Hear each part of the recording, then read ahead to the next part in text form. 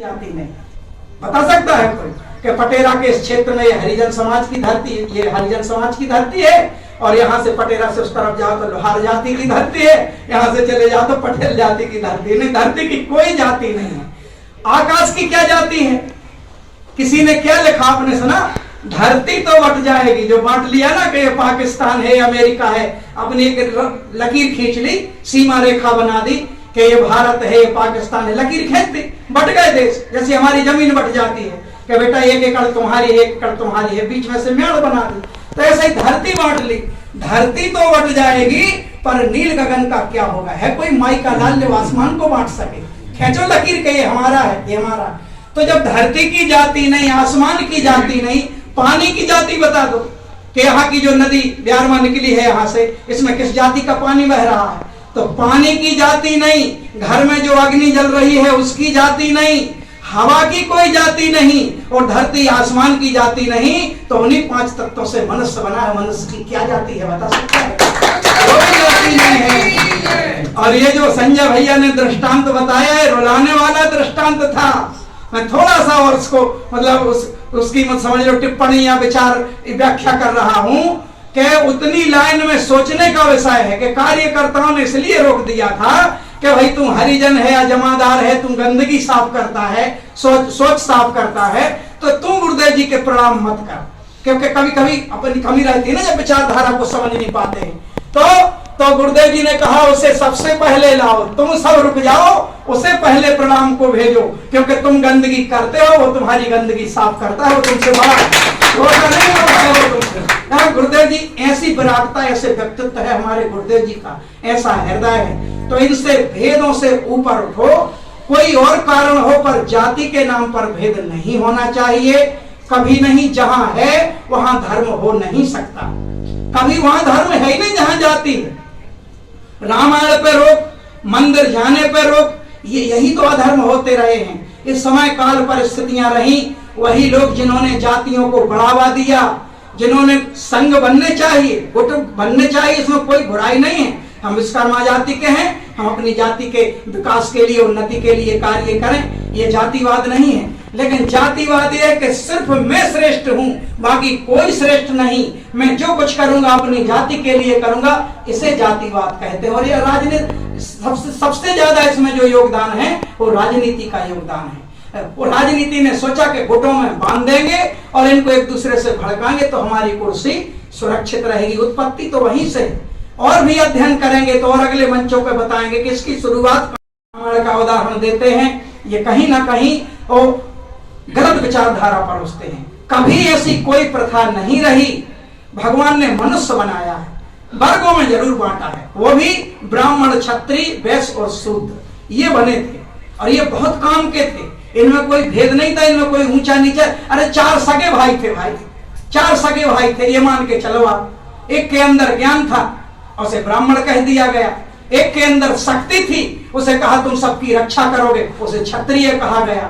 एक के अंदर दूसरा ज्ञान था कि भैया हम पैसे कमाएंगे तब तो घर चलेगा, उसे वैश्य कहा गया। और जब सबसे छोटा था उसने कहा जब तुम ज्ञान दोगे, रक्षा करोगे, पैसे कमाओगे तो भैया हम आप सबकी सेवा करते रहेंगे। इतना तो खेल है भाई, उसे फैला दिया गया, वर्गों में बांट दिया गया। ये अंत में जाओगे तो यहीं से शुरुआत मिलेगी। तो कोई छोटा बड़ा नहीं होता। हमारे पूज्य गुरुदेव जी से भी मिलकर आप इन विषय पे रख सकते हैं। गुरुदेव जी और गहराई से अधिक चिंतन दे देंगे, आपको समझा सकते हैं। जातीयता के नाम पर नहीं, कभी नहीं होना चाहिए। माँ कैसे प्रसन्न होंगी जगत जननी। एक और अच्छा विषय सूत्र दिया संजय भैया ने कि अब समझ लो मुझे माँ से प्रेम है। और नवरात्रि में देखो पूरा विश्व, पूरा देश नवरात्रि में व्रत रहता है। ये भी गुप्त नवरात्रि चल रही है, इसलिए विश्वनाथ भैया को एक बार और ढेर सारी शुभकामनाएं कि आपने नवरात्रि के पावन पर्व का अनुष्ठान कराया, गृह प्रवेश। तो पूरे संसार से पूछो भैया तुम जगत जननी जगदम्बा से प्रेम करते हो, वो हाथ उठाएगा। और संजय भैया के ही चिंतन से मुझे सूत्र मिल गया, क्योंकि थोड़ा और सोच लेता हूँ। सब कहेंगे हाँ माँ से प्रेम। राम से प्रेम करते हो? बोले हाँ राम से प्रेम करते हैं। अब जब तुम राम से प्रेम करते हो, मैं कहता हूं नहीं करते, मैं तो प्रमाण दे दूंगा कि नहीं करते। जब तुम माँ से प्रेम करते हो तो माँ हर जीव से प्रेम करती है, हर जीव से, चींटी से लेकर हाथी तक। अब भैया तुम माँ को प्रेम करते हो इतना, और माँ तुम्हारे उन मछली से, मुर्गे से, बकरे से, हर जीव से प्रेम करती हैं, तो माँ की प्यारी चीज को काटोगे, तुम कैसा प्रेम करते हो माँ को? अरे अभी अपनी पत्नी से पूछ लो, अपनी माँ से पूछ लो कि तुम्हें क्या पसंद है, क्या पसंद है? वो कह देंगे हमें फ्रिज पसंद है। तो क्या तुम फ्रिज को घर लेकर फोड़ दोगे क्या? अरे उसे सुरक्षित रखोगे कि भैया तो मेरी पत्नी को बहुत प्यारा है। माँ को हर जीव प्यारा है। हमारे पिता को कोई चीज पसंद है तो उस चीज को तुम नुकसान नहीं करोगे, उसे सुरक्षित रखोगे कि भैया मेरे पिताजी को बहुत पसंद है। अरे उनके तो जाने के बाद उनकी गुडनिया, उनकी जैकेट भी सुरक्षित रखते हैं। मेरे पास आज भी मेरे पिताजी का 20-25 वर्ष हो गए उनको मरे हुए, सुरक्षित कुर्ता रखा है। कभी कभी देख लेता हूँ, जैकेट रखी है, बुटनिया रखी, कभी कभी रो भी लेता हूँ क्योंकि मेरे पिताजी की पसंद थी। अब ये कैसे प्रेम माँ को करते हैं कि इसी मार्ग पर चलो, मत शराब का सेवन करो, मत मांस खाओ। अब तो जीव जंतुओं को जो बीमारी है वो पूरी बीमारी तुम्हारे अंदर आएंगी। फिर बकरे का खून दौड़ेगा, और जब बकरे का खून दौड़ेगा, मुर्गे का खून दौड़ेगा, तो शरीर भर इंसानों का रहेगा, बुद्धि तो बकरे की काम करेगी ना। तो फिर में आते रहना सीधी सीधी। अब समस्या ये है, जब बकरे का खून, समझना इस विज्ञान को पूरी तरह से डॉक्टर बताएंगे भविष्य में, और इसके लिए शासन प्रशासन तो क्या जागृत होगी, वो तो कत्ल खाने खुलवाते जा रहे। इसीलिए तो गुरुदेव जी दुखी हैं कि राजनेताओं पर क्या विश्वास किया जाए। इतना समझाया जाता है, इतना यहाँ से मार्ग दिया जाता है, लेकिन कोई उस चीज को पकड़ नहीं पाता सत्ता के कारण। और गुरुदेव जी कहते हैं कि एक बार सत्य धर्म के मार्ग पर बढ़ के देखो, दोबारा इतना प्रयास नहीं करना पड़ेगा, जनता अपने आप चयन करेगी तुम्हें। लेकिन अभी वर्तमान में ऐसी विषम परिस्थितियां बन गई कि जिन्हें रोकना आवश्यक है। इसलिए गुरुदेव जी ने कहा आप भी भगवती मानव कल्याण संगठन के सदस्य बने। ये परिवार आपका अपना परिवार है, इतना प्यारा परिवार है। हम सगे वालों की निंदा नहीं करते। जो हमने अपने भाई की स्टोरी बताई, ये कोई उनकी निंदा के भाव से नहीं कि कल के दिन यूट्यूब के माध्यम से वे भी सुने तो नाराज हो जाए, हम इसकी फिक्र नहीं करते, क्योंकि ये पिछले 20 वर्ष से प्रकरण चल रहे हैं। हमने मात्र गुरुदेव जी को चुना, हमें सबने छोड़ा, परिवार के लोगों ने। सबसे छोटा था माँ बाप के बाद, देखो अपनी बात है लेकिन उससे शिक्षा मिलेगी, सबने छोड़ दिया। अरे तो पागल है कि किसी की सुनता ही नहीं, जब देखो जब एक ही काम, जब देखो जब एक ही काम, जय माता की जय माता की। हम पता था कि हमें धैर्य रखना पड़ेगा, क्योंकि माताजी भी मरते मरते और पिताजी भी मरते मरते कह गए थे कि बेटा सबसे छोटे हो, थोड़ा सहन कर लेना, विपत्तियां आएंगी तुम पे, माता पिता के वचन मिथ्या नहीं होते। तो आई, लेकिन हमने गुरुदेव जी को पकड़े रखा। आज वही भाई जो सगे हैं, 5 हमसे बड़े, 5 मिनट मिलने के लिए तरसते हैं कि इसके साथ बैठने के लिए मिल जाए गुरुदेव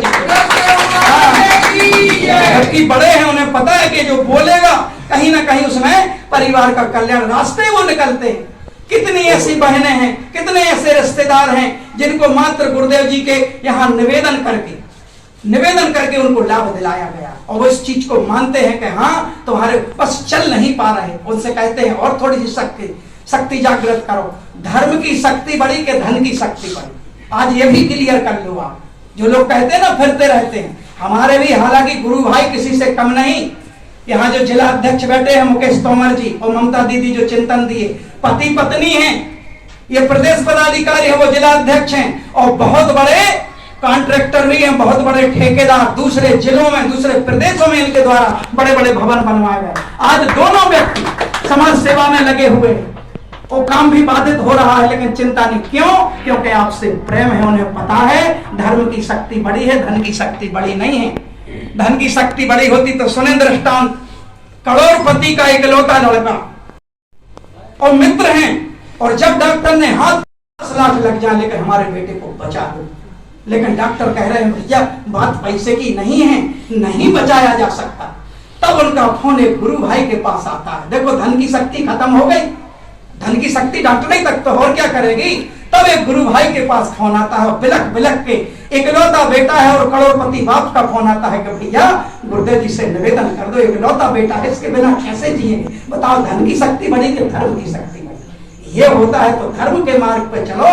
धन की भी आवश्यकता है, लेकिन एक निश्चित सीमा तक। जब मन अशांत होता है, धन से तो कहते हैं, लिखे रहते हैं कैलेंडर में, स्कूलों में, कि धन से बिस्तर खरीद सकते हो, नींद नहीं। धन से भोजन खरीद सकते हो, भूख नहीं।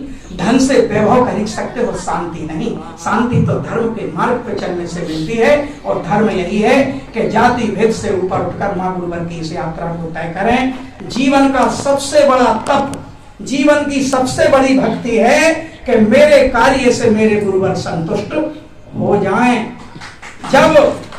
जब दीक्षा प्रदान की थी गुरुवर ने, उस समय हमारी मृत्यु हो गई थी। पहले के हम मर चुके थे, नए व्यक्ति का जन्म हुआ था, वह मरना ही कहलाता है। शरीर भले नहीं मरा था, लेकिन उस दिन हमारा नया जन्म माना जाता, निर्मल किया था गुरुवर ने।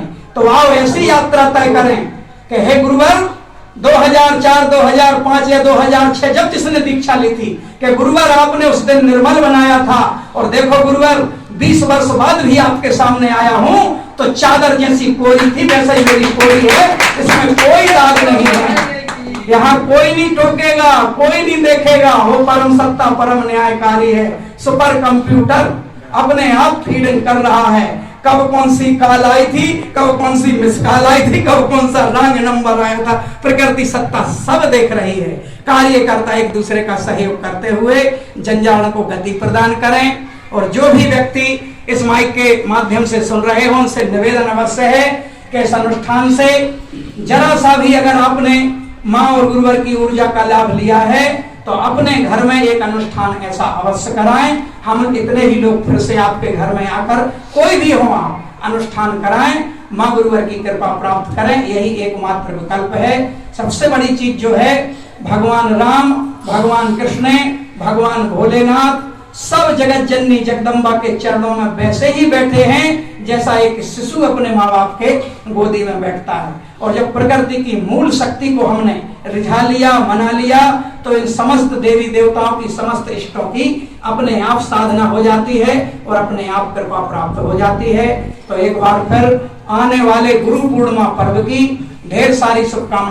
कार्यक्रम के आयोजक सम्मानीय विश्वनाथ अहिरवाल जी को एवं समस्त ग्राम के सभी बुजुर्गों को, माताओं बहनों को, युवा साथियों को, बेटियों को, सभी को ढेर सारी शुभकामनाओं के साथ आप सभी के लिए मां के चरणों में कामना करते हैं कि आप सभी प्रकार के दुखों से मुक्त होकर सुख शांति समृद्धि का जीवन जिएं। इसी भावना, इसी कामना के साथ सागर जगन्नाथ